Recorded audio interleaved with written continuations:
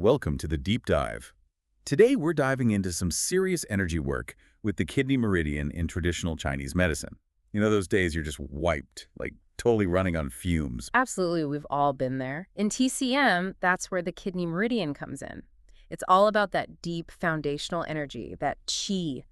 Think of it like the root system of your body's energy network. Okay, I'm picturing it. So how do these 27 points we hear about play into this whole energy system? Is it like plugging into different energy outlets along the meridian? That's a great way to think about it. Each of these 27 points is like an access point to tap into and support that kidney energy. And we're going to explore them all. All 27. I better grab a snack and settle in. Where do we even begin with something this complex? Don't worry, we'll be your guides. And the good news is you don't have to travel far to start. We'll begin right at the source, your feet, where many of the key points are located. Makes sense, starting from the ground up. Yeah. So what's the first stop on our kidney meridian adventure? Our first point is called Yongquan, or Kid 1 for short. It's right in the center of the sole of your foot. You know, about a third of the way down from your toes towards your heel. Imagine it like the bubbling spring where the kidney meridian energy first emerges. Okay, I think I found it. Just pressing there, it already feels kind of nice, actually. Am I imagining things, or is there something to that? Not at all. Yongquan is known for its grounding, calming effect. In TCM, it's often used to quiet the mind, especially if you're dealing with insomnia or anxiety. So if I'm feeling stressed, maybe a little foot massage, targeting Yongquan is in order. It certainly couldn't hurt, and what's fascinating is that Yongquan isn't just about relaxation. It's also used to benefit the throat, helping with sore throats, even loss of voice in some cases. Hold on. My foot is connected to my throat. This is where TCM gets seriously cool. It's all about those energetic connections. Now, let's move slightly up the foot to Kid 2, known as Rangu. You can find it just below that bony prominence near your arch on the inner side of your foot. Got it. So what's Rangu's claim to fame in the world of TCM? Rangu is key in regulating the lower jiao. Now, that might sound a bit mysterious, but in TCM, it refers to the lower abdomen, the pelvis, those reproductive organs. Okay, so this point is especially helpful for reproductive health then. You got it. Irregular periods, discomfort, fertility challenges. Rangu is often used to bring balance to those areas. This makes me think about how much TCM emphasizes balance like yin and yang. Does that come into play here as well? Absolutely. In fact, our next point, Taixi or Kidi 3, is known for harmonizing both kidney yin and kidney yang, essentially balancing those fundamental energies that TCM is all about. Okay, now you've got my attention. Tell me more about this Taixi point. Where do I find it? Taixi is on the inside of your ankle, right in that little dip between your ankle bone and your Achilles tendon. It's actually surprisingly easy to locate. So, another easily accessible point, but don't judge a point by its accessibility, right? What else can Taixi do? You're telling me. Taixi is a multitasker. It's famous for strengthening the lower back, which makes sense since the kidneys and TCM are associated with that area. So, you know, if you're prone to lower back pain, especially chronic pain, TCM might suggest looking at the health of your kidney meridian, specifically this Taixi point. Wow, okay, so it tackles both the physical and even the emotional aspects of well-being. That connection is just incredible to me. What's next on our kidney meridian tour? We're still on the foot, moving to a point called Shuiquan, or Kid 5. You'll find it just below Dazhong, so about an inch directly below Taixi. Okay, I'm picturing it. So tell me, what's Shuiquan all about? Shuiquan is known for its role in regulating, especially for women, the reproductive system. Irregular periods, painful periods, this point might be helpful. It's also used to address edema, you know, that uncomfortable swelling you can get from fluid retention. Interesting. So, like many points along this meridian, it seems to have a connection to both the physical and the hormonal aspects of health. Exactly. And we're not done with the foot just yet. Our next stop is Zhaohai, or Kid 6. All right, Zhaohai, point number 6. Where do we find this one and what does it do? Picture that bony bump on the inside of your ankle. Zhaohai is located right below it, nestled in a little depression there. This point is known for nourishing kidney yin. And remember, kidney yin, that's that cooling, grounding energy we talked about. So that explains why it's used for things like night sweats and hot flashes, those classic signs of yin deficiency, right? You got it. It's also believed to have a calming effect on the mind. And what's interesting is that it's used to regulate sleep patterns, especially for those who struggle with insomnia. This sounds like a really important point for anyone feeling the effects of, well, let's face it, a really fast-paced, stressful lifestyle. Are we done with the foot yet? We've got one more point on the foot before we journey up the leg, Fuliu, or Kid 7. Okay, tell me about Fuliu. What makes this one stand out? You'll find Fuliu about 2 finger widths above Taixi, so still on that inner line of the leg. This point is a key player in regulating water metabolism in the body. Water metabolism, huh? That sounds important, but I'm not sure I fully understand what it means. It is important. It's all about maintaining a healthy balance of fluids in the body. Think of this point like a regulator for your body's internal waterworks. So if you're prone to edema, water retention, even if you're someone who just can never seem to warm up their hands and feet on a cold day, stimulating Fuliu might be beneficial. Wow, so it's like a regulator for both temperature and fluid balance. That's incredible. Top is Jiaoxin, or Kid 8. Picture this. It's slightly forward and about 2 finger widths above Taixi, that ankle point we talked about earlier. So you're essentially tracing a line upwards along the inner leg. Okay, I'm visualizing it. What's Jiaoxin's specialty in the world of TCM? This point is particularly important in regulating menstrual cycles. So if you experience those frustrating irregular periods, painful cramps, or even heavy bleeding, TCM might suggest giving Jiaoxin some attention. It's amazing to me how many points along this meridian seem to have a direct connection to reproductive health. It really underscores how TCM views the kidneys as fundamental to our overall vitality, and that includes, of course, reproductive function. It's all about that life force energy flowing where it needs to go. Okay, I think I'm starting to understand. What's next on our journey up the kidney meridian? Let's move on to Zhubin, or Kid 9. Imagine a line connecting Taixi, that point on the inside of your ankle, with your inner knee. Zhubin sits about 5 finger widths above Taixi on that line. Okay, got the map in my head. What's Zhubin known for? This is a fascinating one because it has both physical and emotional applications in TCM. On the physical side, think hernias or pain in the lower abdomen or legs, but it's also believed to have a calming effect on the mind, addressing things like anxiety, low mood, emotional imbalances. Okay, ready for our next stop on the kidney meridian. Absolutely. We've reached the inner knee with Yingu, also known as Kid 10. You can find it right in the middle of the crease at the back of your knee. Yingu, got it. What insight can TCM offer about this point? This point is all about clearing heat and dampness from the lower body. Now, in TCM, those are considered to be imbalances that can lead to various issues. Think of it like this. If your internal drainage system is sluggish, you might experience problems. Yingu helps to keep things flowing smoothly. So, like a drainage point for excess heat and dampness. Exactly. And because it also tonifies kidney yin, it's often used to address dryness and atrophy, which are common signs of yin deficiency as we age. That's fascinating. So it's not just about addressing immediate imbalances, but also about supporting long-term health as we age. Okay, we're moving up from the leg now, right? Where does the kidney meridian take us next? Our journey takes us to the abdomen, where we'll encounter a series of points that have a strong connection to the lower jiao, that area encompassing the reproductive and urinary systems. That makes sense, given what we've learned so far about the kidney meridian's role in those areas. Which point are we exploring first in this abdominal region? We'll start with Henggu, or Kid 11, which is located about 5 finger widths below the belly button. Henggu, okay. What's its claim to fame in the world of TCM?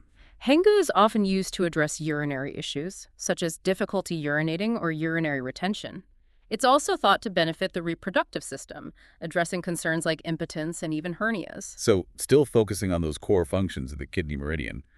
What's next on our abdominal adventure? Next up is Dahe, or Kid 12, located just slightly above Henggu, about 4 finger widths below the belly button. This point is often used to regulate menstruation, support fertility, and address issues like uterine bleeding. Okay, so another point with a strong connection to reproductive health. And it seems like we're gradually moving upwards as we progress through these points. Is there a reason for that? You're picking up on a key principle in TCM. The flow of energy along the meridians isn't random. It follows a specific pathway. As we move up the body, we're also moving along this energetic pathway, exploring points that influence different but often related functions. That makes so much sense. It's like we're tracing the path of energy as it flows through the body. Precisely. And as we continue our journey upwards, we'll encounter a cluster of points around the belly button, all related to digestion. You'll notice that even though the kidney meridian isn't solely focused on digestion, it still plays a vital role in keeping things running smoothly in that department. I'm starting to see how interconnected everything is in TCM. I'm ready to hear more about this cluster of digestive points. What can you tell us? Well, we have Qixue, Kid 13, Siman, Kid 14, and Zhongzhu, Kid 15, each a finger width apart. all along the midline of the abdomen. They're like a little team working together. A team with a shared purpose. Exactly. They're all related to regulating what TCM calls the middle jiao, which is like the body's internal kitchen, where digestion and nutrient absorption take place. They're often used to address abdominal pain, digestive problems, and, you guessed it, reproductive and urinary issues as well. Wow, they really do cover a lot of ground. It seems like TCM recognizes that these systems, though seemingly separate, are actually deeply intertwined. Precisely.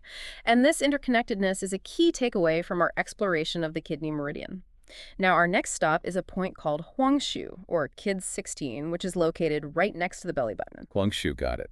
What's special about this point, and what is it used for in TCM? Huangshu is often used to harmonize the stomach and intestines, making it a good point to target for digestive issues like bloating, constipation, or even menstrual cramps. So even though it's on the kidney meridian, it still has relevance for digestion. Exactly. Remember, TCM emphasizes interconnectedness. While each meridian has its specialty, they all influence one another. And in this case, the kidney meridian's role in overall energy flow and balance impacts digestive function as well. It's all starting to come together. Okay, What's next as we continue our journey up the kidney meridian? get ready for a bit of a mouthful because our next stop is Shangqu, or Kid 17. Shangqu. I'm writing that one down. Where is it, and what's it known for? You'll find Shangqu about 2 finger widths above the belly button. It's often used to address digestive issues like nausea, vomiting, and poor appetite. So another point with a connection to the digestive system. Are we sensing a theme here? Absolutely.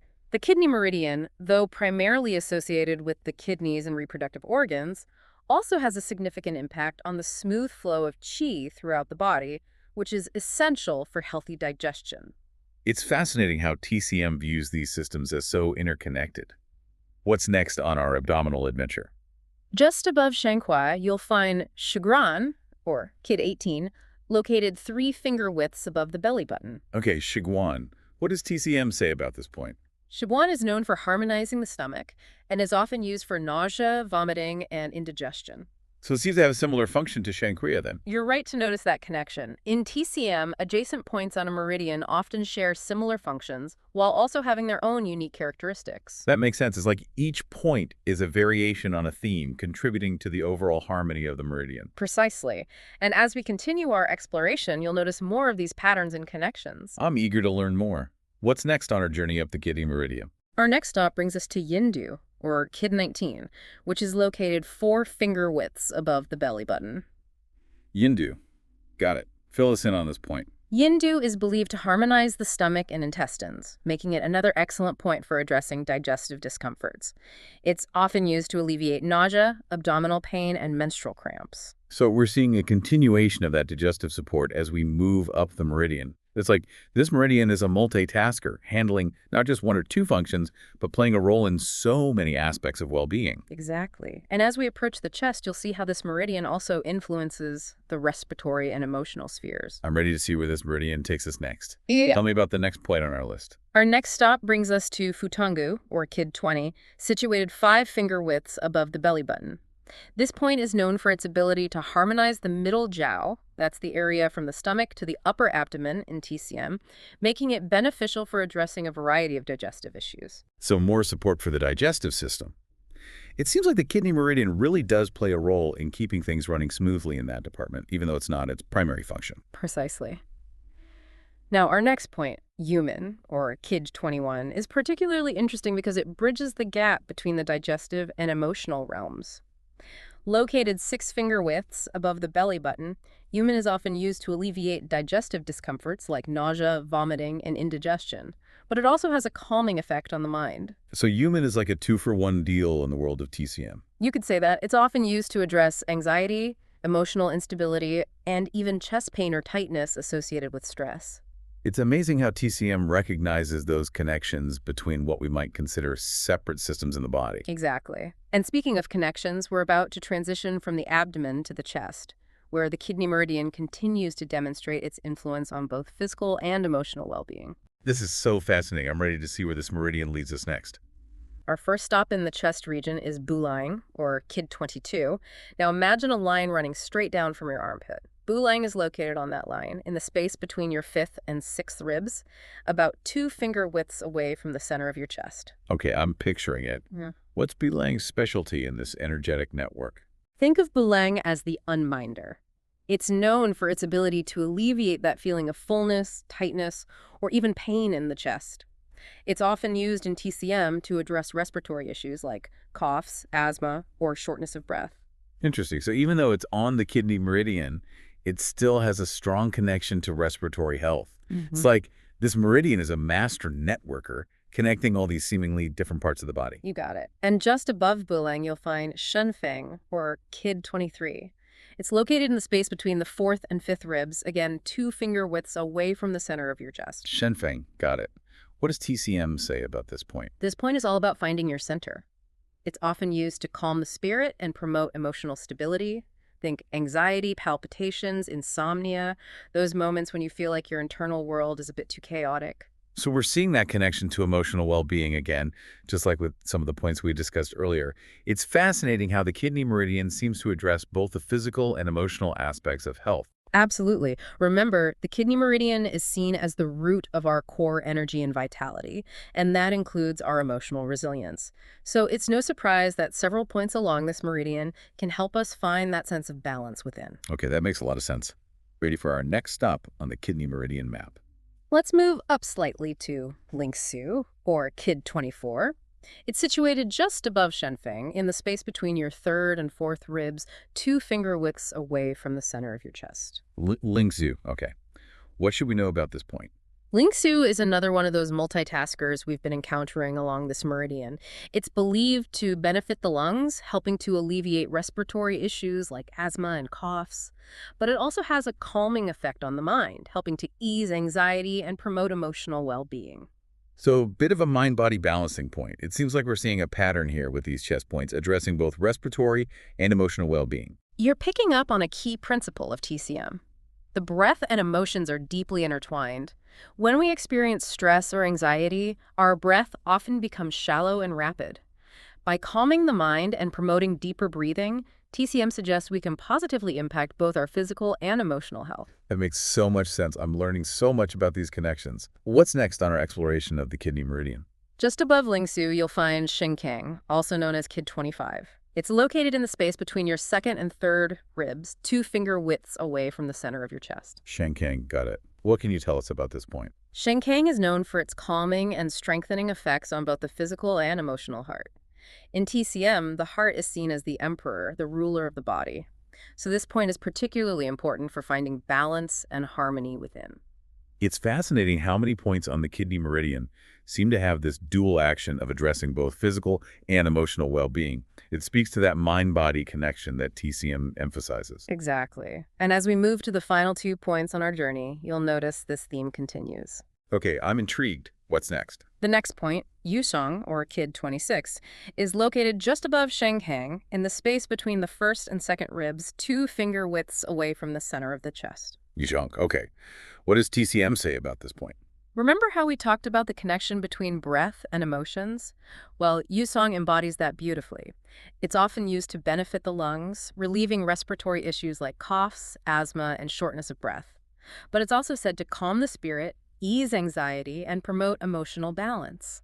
So it seems like we're seeing a pattern here with these chest points, addressing both respiratory and emotional well-being. It's amazing how it all ties together. And it highlights that central concept in TCM of qi, that vital life force energy. When qi flows smoothly, we experience physical and emotional well-being. But when it becomes blocked or stagnant, that's when issues arise. This is giving me a whole new perspective on how to think about my health. Okay, ready for our final stop on this kidney meridian adventure? Absolutely. We've reached Shufu, or Kid 27, the last point on our journey. You'll find it in a depression just below the collarbone, about 2 finger widths away from the center of your chest. Shufu, our grand finale. Tell us, what's special about this point? Shufu is a true representation of the kidney meridian's holistic influence. It's known for its ability to benefit the lungs, calm the spirit, and harmonize the stomach. Talk about a multitasker. Wow, so it's like a culmination of many of the themes we've been exploring throughout our deep dive on the kidney meridian. Exactly. It's like the kidney meridian saved some of its best work for last. Shufu is often used to address a wide range of issues, from respiratory problems to emotional imbalances to digestive discomforts. It's a powerful reminder that everything is connected. This has been such an incredible journey exploring all 27 points of the kidney meridian. We've covered so much ground from the soles of the feet to the top of the chest. It's amazing how each point offers a unique window into how TCM views the body's interconnectedness and the importance of balance for overall health and vitality. Absolutely. And remember, this deep dive was just a starting point. There's always more to explore within the vast and intricate world of traditional Chinese medicine. So listeners, we hope this deep dive has sparked your curiosity. What resonated most with you? Was there a particular point or function that caught your attention? Love to hear your thoughts.